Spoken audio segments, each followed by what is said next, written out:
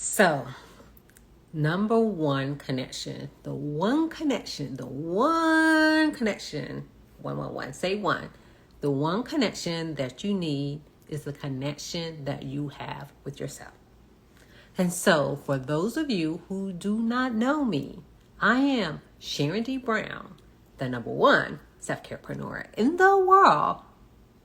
I help female entrepreneurs and leaders cultivate healthy and wealthy habits so that you can be the best version of yourself, so you can run your business.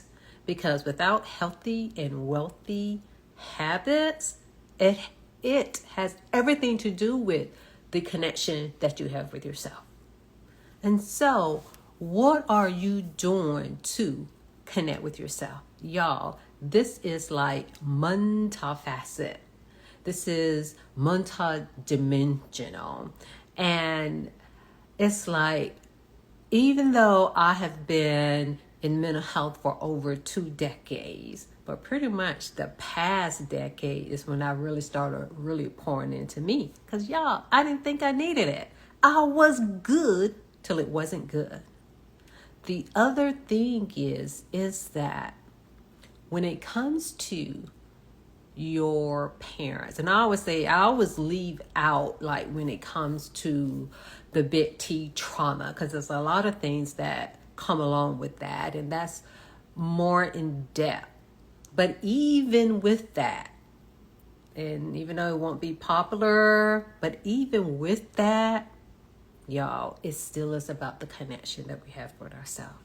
But in saying that, when it comes to our upbringing, when it comes to your family, when it comes to your mom, your dad, even your siblings, your aunties, your best friend, even when it comes to your spouse, they are not responsible. They may have played a part, but they're not responsible for your healing.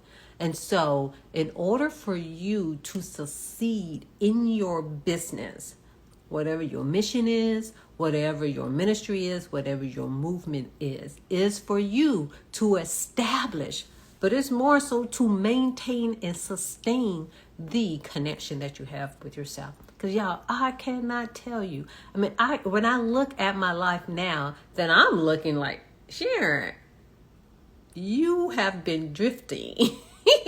I've spent a lot of time in the drift mode. And for any of you who ever read the book by Napoleon Hill, something about the devil. I can't remember the name of the book right now, but it's a really good book, and I would just encourage everyone to listen. You can read the book, but listen to the audiobook, because the audiobook, I tell you, I definitely identified. And so what about you? Because there are times that you, not just in being stagnated, but because of the big T trauma or other experiences in your life, it's part of because we have such an amazing being, an amazing system, that it will disassociate, negative things to protect us. But y'all, at some time in our lives, like for instance, you may have heard me talk about, like growing up in a single parent household. Like that had never been an issue for me. I never looked at it negative or anything like that, and I still don't.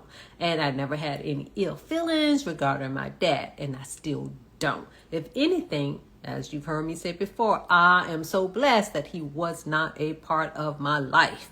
But one thing that I have learned, especially once I started going deeper within myself, is like, I do see where it has played a part. So in saying that, when especially if you experience any type of abuse or neglect of anything like that, I would definitely say those things are best addressed with a therapist. And if you choose not to go to a therapist, you're gonna have to go deep. You're gonna have to have lots of support. But even with that, because this is where I come from the self-care piece, there's a lot of stuff that you have to do outside of therapy. And this is for all of us, again, going back to living without a father, it impacted me. It impacted not only my relationship with men, but then also the relationship that I have with myself, but also how I looked at certain things. Like I have this time thing or this thing to wait. You know what I'm saying? Like, what am I waiting for? Then with an experience that I had, I'm like, oh my gosh, I have been waiting for my father. Again, all of this stuff is subconscious. What about you? It's like, no, I'm not holding him responsible. And consciously, I wasn't holding on to it, but subconsciously, the little girl inside me was. So again, how are you connected with yourself? Because the other thing is, there's so many different things. It's not that it just distract us. There's so many different things that can trigger us that we may not even realize on a conscious level that we are triggered. But one thing I will say, anytime you slow down, you're like, oh, I want to do this, I want to do that. Hey, I'm going to do this. Now, don't get me wrong. Sometimes it just comes from our habits, the things that we repeatedly do on a daily basis. Not saying that we're not intentional, because one thing I can say, oh, y'all, I'll say this, like when it comes to even like in transition and running a business, is that it's not just certain things that you have to learn, but certain things you have to learn to do. And being disciplined and having structure is so important. It's so important. And sometimes you cannot do it by yourself. You may think that you can because you're like, oh, I have this energy and I could do it. No. Some of you may, but most of us can't. But in saying all of that one thing that I have learned, there's a part of me that be waiting for validation, be waiting for attention, be waiting for yes, subconsciously. Again, it's not on the conscious because I don't be thinking about those things. But that's what I've learned because I disassociate myself. It's good to be able to disassociate yourself, let's say, regarding the outcome. But I'm just going to say there's different levels of it, okay? But do not disassociate yourself with yourself. So again, how do you connect with yourself? What are the things that you're doing? It's like in having practices such as meditation. And if you're allergic to the word meditation, the main thing is for you to connect with yourself, for you to connect with the higher version of yourself, and for you to connect with something higher than you. That's pretty much what meditation is. Meditation is to ponder, is to ponder on a word, a scripture, a poem, your affirmation. But the thing is, how much do you ponder upon yourself? Because y'all, by being in this business, if you do not have personal development, it's not just the routine. It's really to get to know you. It's really to get to know what triggers you, what sets you off, what brings you joy, and what are the things that, feeds you, so that you can be the servant that you know that you can be. But to be the best version of yourself, it takes work, it takes effort, it takes curiosity, it takes being in different environments, it's like, yes, it's fine to go to the master classes, but be the master class of yourself. It's being in environments to even remind you. Because like, for instance, for those of you who have gym membership, how often do you go? No, I'm one of those individuals from time to time that can be that way. But my whole point is that it does take you being in environments and talking to people to help you to remember who you are. Because you can forget, there are certain experiences that you can have that can really not just distract you, but it can really like tear you down. It can really make you stop. And sometimes you may need to pause, and that is okay. But the thing is to get back up. It's to get to know you where you know of who you are, where you like, hey, I have fallen, but I am getting back up. It's to be in environments where you are pretty much training your internal muscles to be strong. Because y'all, it takes You know how they say it takes 10,000 reps, 10,000 hours, 10,000 steps, like to be an expert? That's what it takes to be you. It takes 10,000, like whatever that thing is, 10,000 times for you to say that affirmation, for you to even convince yourself that you are enough. If there's ever been a time you never thought that you were enough. And the other thing is, when we don't feed ourselves, we're secretly telling ourselves that we're not enough. Because I've even been that way. Because consciously, I don't think that I'm not enough. But behaviorally, I'm like, ooh, okay, I see. Because for those of you who have listened to, like some of my previous talks when I talked about, I discovered that I am affirmation. Like initially, I wasn't really feeding myself. I was giving it away, in which that is fine. That's what we are here to do, to be able to share our gifts, to give our gifts away. But we got to feed ourselves. So if you are not feeding yourself the feed that you need, then you're not having a connection with yourself. And you can't be giving away all your stuff. Remember, is that it's okay to give a cup of water, but you got to make sure that you're digging your well. So in digging your well, pretty much what that is fueling yourself of the things that you need, so you can have the connection with yourself. Because if you do not have the connection with yourself, then you're not in alignment when it comes to your divine assignment, and you get further away from it. Now, does that mean that there's not going to be any disruptions? There's not going to be any distractions? There's not going to be any adversity or any challenges or any difficulties? No, it does not mean that. But what it does mean, when you are connected with yourself and you have practices in place in which you can do, where you can be your authentic self, where you can show up, where you can be strong, where you can have the conversations, where you can set the boundaries, where you can do all those things that you need to do to be you, so that when those things occur, you won't fall too hard, that you're making a conscious decision, you're being intentional about slowing down, or to pause, and not where it's just knocking you out. Because I've been there as well. We all probably have been there. If you haven't been there yet, that may be the case. But the main thing is for you to connect with yourself and to be in community to remind you to connect with yourself. So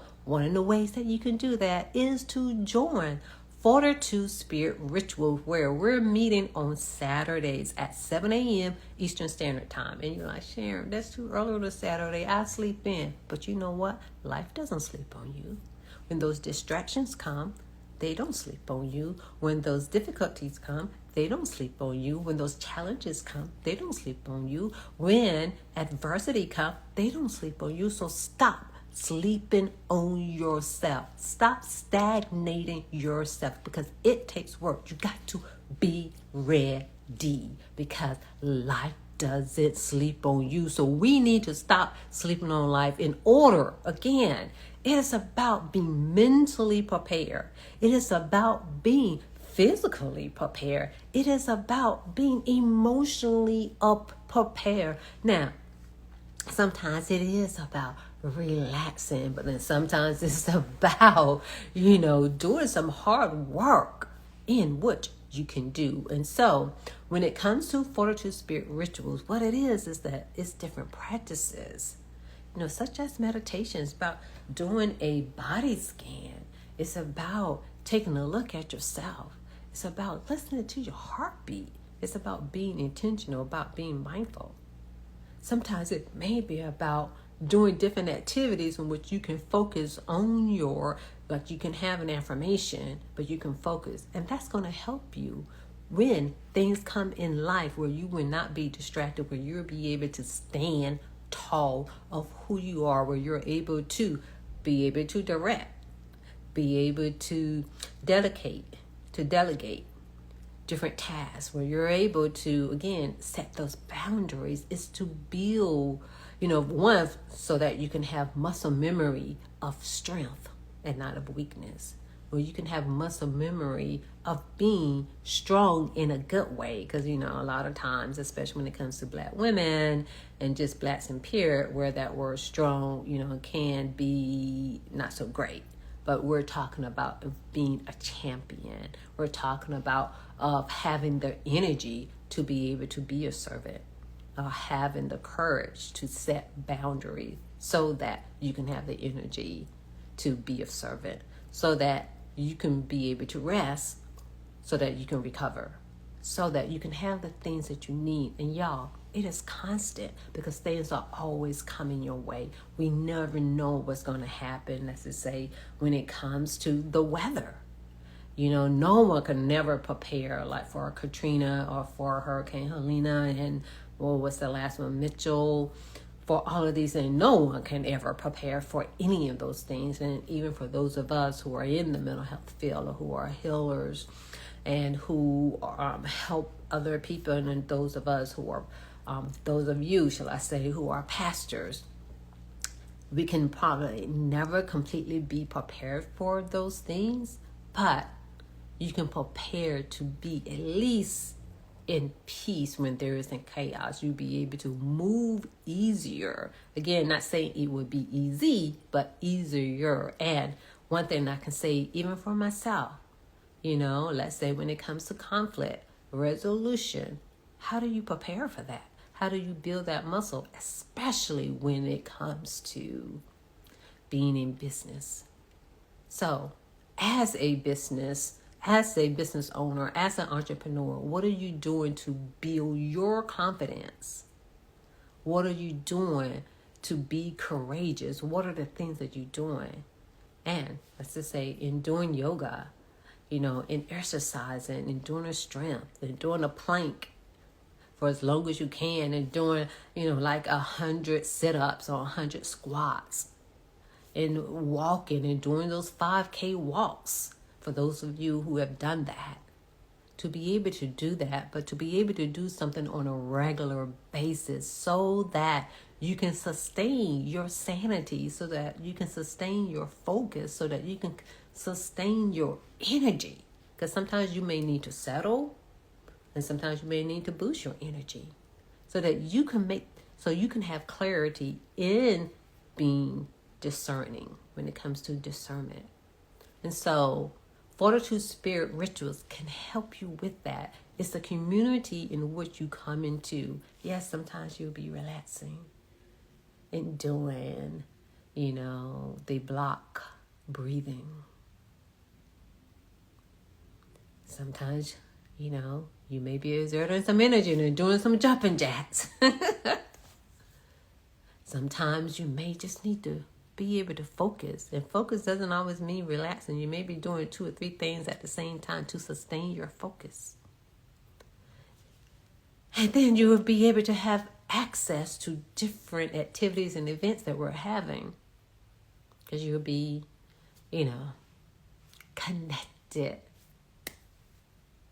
So I would love to see you, and I definitely enjoy the ones who've already participated, but love to see you this Saturday at 7 a.m. Eastern Standard Time for Fortitude Spirit Rituals, so that you can continue to have connection with yourself.